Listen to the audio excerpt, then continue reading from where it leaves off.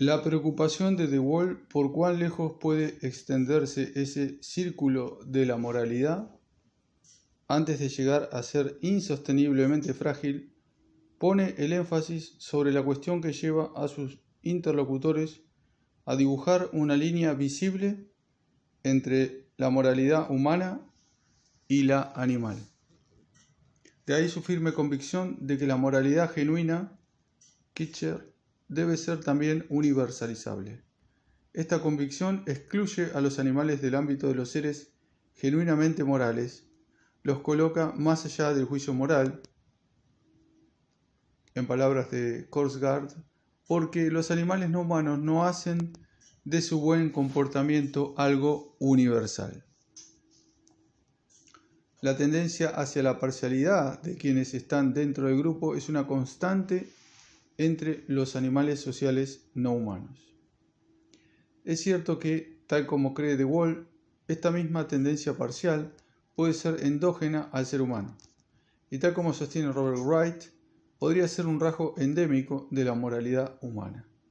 Pero como Kitcher, Korsgaard y Singer señalan, la universalización del conjunto de seres, personas, o como dice Singer, criaturas con intereses, para quienes existe una serie de obligaciones morales es conceptualmente posible para los humanos, y para algunos filósofos humanos es conceptualmente esencial, y, al menos algunas veces, es puesta en práctica por estos mismos. Cada uno de los interlocutores formula una pregunta similar, si bien en registros filosóficos bastante diferentes. Si incluso los animales no humanos más avanzados tienden por regla general a limitar su buen comportamiento a los miembros del grupo, esto es, los miembros del clan o la comunidad, ¿podemos calificar su comportamiento de moral?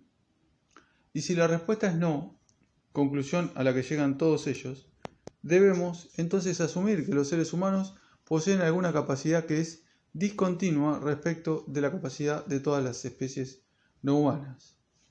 De Waal reconoce el problema apuntando, como hace Singer, página 181, que es sólo cuando hacemos juicios generales e imparciales que podemos verdaderamente hablar de aprobación o desaprobación morales.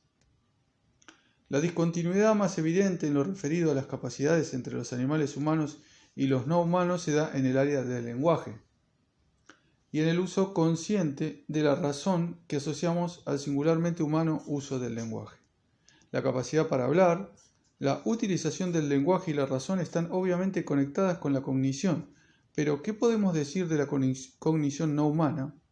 Ninguno de los participantes en este debate supone que existe una especie no humana que sea el igual cognitivo de los seres humanos. Pero se nos sigue planteando la pregunta de si los humanos son los únicos capaces de hacer razonamientos morales. Este es el punto del debate en el que la definición del antropomorfismo se convierte en una cuestión acalorada. En concreto, Wright se centra en la importancia de la cuestión del antropomorfismo. De Waal es un fervoroso defensor de una versión económica y crítica del antropomorfismo científico, que él mismo distingue de forma muy contrastada del antropomorfismo sentimental que, si bien resulta encantador, es típico de gran parte de la literatura popular sobre animales. Ninguno de los cuatro interlocutores puede ser encasillado como defensor del antroponegacionismo, término que De Waal utiliza para caracterizar la práctica de quienes, quizás impulsados por un horror estético hacia la naturaleza, se niegan a reconocer las continuidades existentes entre los humanos y otros animales. Gran parte del debate entre filósofos y estudiosos del comportamiento animal acerca de la singularidad humana se ha centrado en la pregunta de si cualquier animal no humano es capaz de desarrollar algo como la teoría de la mente, es decir, si la capacidad para imaginar lo que existe en la mente de otro, ser diferente de uno mismo, es algo específicamente humano. Existen datos procedentes de la experimentación que podrían apoyar ambos lados del debate. De Waal responde a quienes dudan de que esto sea posible, recordándonos que los chimpancés pueden reconocerse en un espejo, demostrando así la existencia de autoconciencia, que a menudo se presupone como condición antecedente a la teoría de la mente. De forma señalada, nos obliga a fijar la atención en el marcado antropocentrismo que exige que los simios sean capaces de formular una teoría propia de mentes humanas. Con todo, la cuestión de una teoría de la mente no humana sigue sin resolverse y es necesario investigar más sobre esta cuestión. Kircher y Korsgaard establecen una clara distinción entre el comportamiento animal, motivado por las emociones, y la moralidad humana, que en su opinión debe basarse en una autoconciencia cognitiva acerca de lo adecuado de la línea de acción de uno mismo. Kircher dibuja la frontera cuando convierte las teorías del espectador de Hume y Smith en una forma de autoconciencia que necesita del discurso para existir. Korsgaard apela a la concepción kantiana de la genuina moralidad. Tanto Kircher como Korsgaard describen a los animales no humanos como seres que actúan caprichosamente y sin motivo, sirviéndose de un concepto desarrollado en otros contextos por el filósofo de la moral Harry Frankfurt.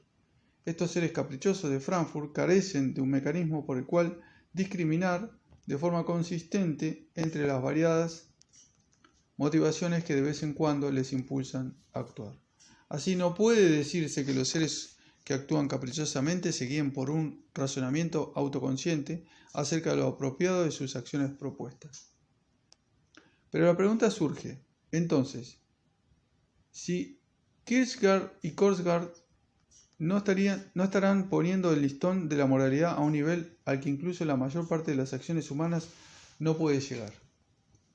Cada filósofo ofrece una explicación autoconscientemente normativa de la moralidad sobre cómo la gente debe actuar, más que una explicación descriptiva de cómo la mayoría de nosotros actuamos la mayor parte del tiempo.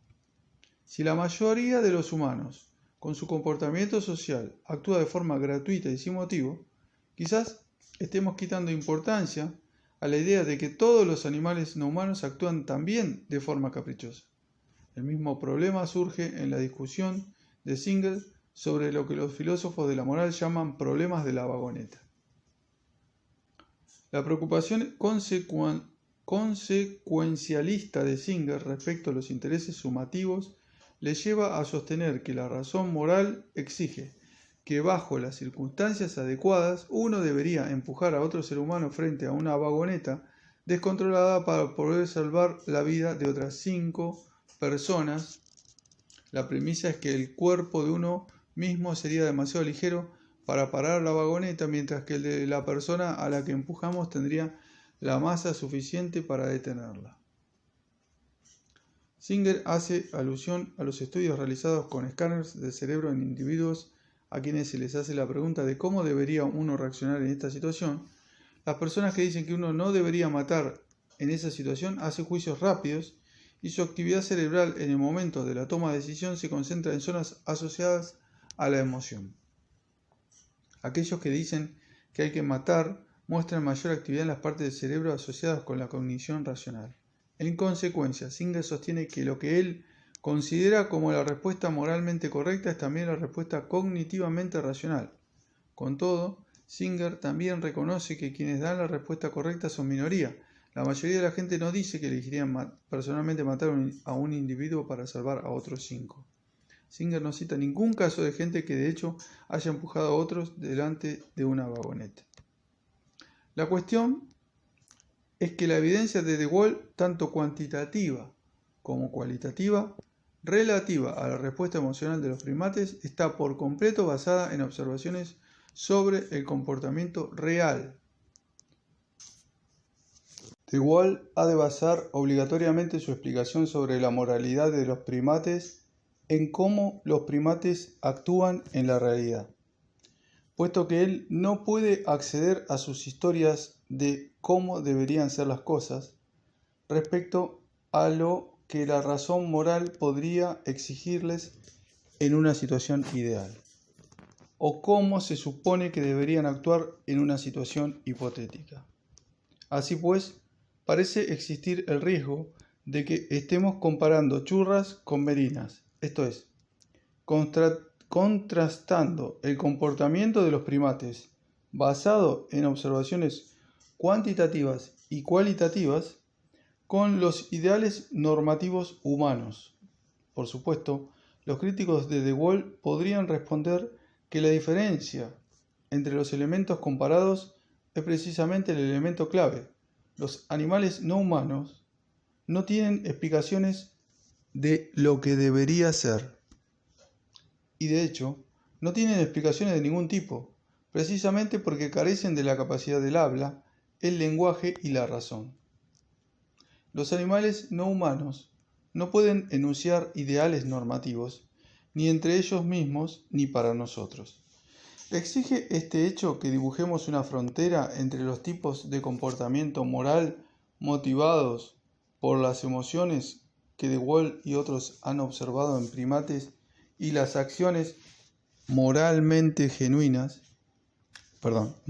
genuinas, basadas en la razón de los humanos? Si los encargados de corregir las pruebas de imprenta finales de este libro supieran la respuesta, sabrían a qué palabra de las dos anteriores, moral o genuina, habrían de quitarle las comillas.